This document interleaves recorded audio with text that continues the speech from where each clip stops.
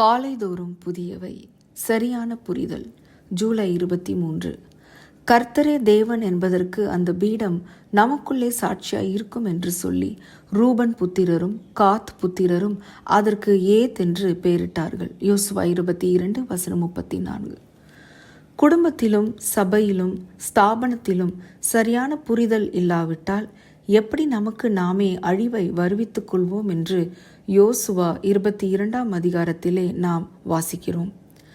கானான் தேசத்திற்கு இஸ்ரவேல் பிள்ளைகள் செல்லும்போது 2.5 கோத்திரமாகிய ரூபன் காத் மனாசேயின் பாதி கோத்திரம் நதிக்கு இப்புறத்திலும் மீதியான 9.5 கோத்திரம் நதிக்கு அப்புறத்திலும் சுதந்திரத்தை கட்டிக்கொண்டார்கள்.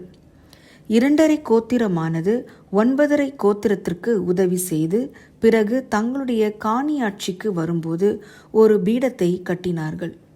இதை தெரிந்து கொண்ட 9.5 கோத்திரத்தார் இவர்களை பற்றி ஒரு தவறான புரிதலோடு யுத்தத்திற்கு வந்தார்கள்.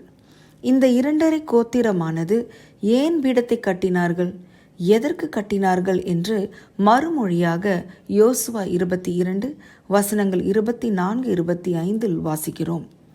நாளைக்கு உங்கள் பிள்ளைகள் எங்கள் பிள்ளைகளை நோக்கி, இஸ்ரவேலின் தேவனாகிய கர்த்தருக்கும் உங்களுக்கும் என்ன? ரூபன் புத்திரர் காத் புத்திரர் ஆகிய உங்களுக்கும் எங்களுக்கும் நடுவே கர்த்தர் யோர்தானை எல்லையாக வைத்தார்.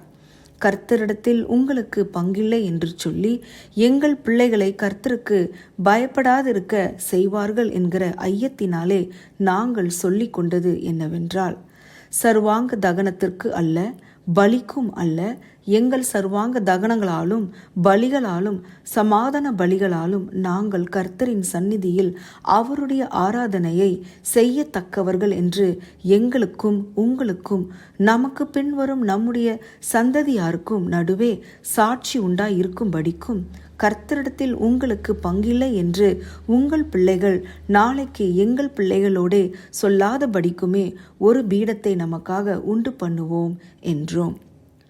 ரூபன் புத்திரரும் காத் புத்திரரும் மனாசே புத்திரரும் சொல்லுகிற வார்த்தைகளை ஆசாரியனாகிய பினெகாசும் அவனோடு இருந்த சபையின் பிரபுக்களும் இஸ்ரவேலுடைய 1000 தலைவரும் கேட்டபோது அது அவர்கள் பார்வைக்கு நன்றாய் இருந்தது என்று சரியான புரிதலோடு தங்களை தாங்களே அழித்து கொள்ளாமல் சமாதானமாக சென்றார்கள்.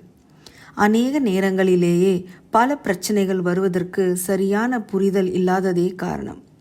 நம்முடைய வழிகள் கர்த்தருக்கு பிரியமாயிருந்தால் சத்துருக்களையும் சமாதானமாகும்படி செய்வார். ஜெபம். சமாதானத்தின் தேவனே, பிரச்சனைகளை தீர்க்கிறவர்களாக உமக்கு சாட்சியாய் இருக்க உதவி செய்யும். ஆமேன்.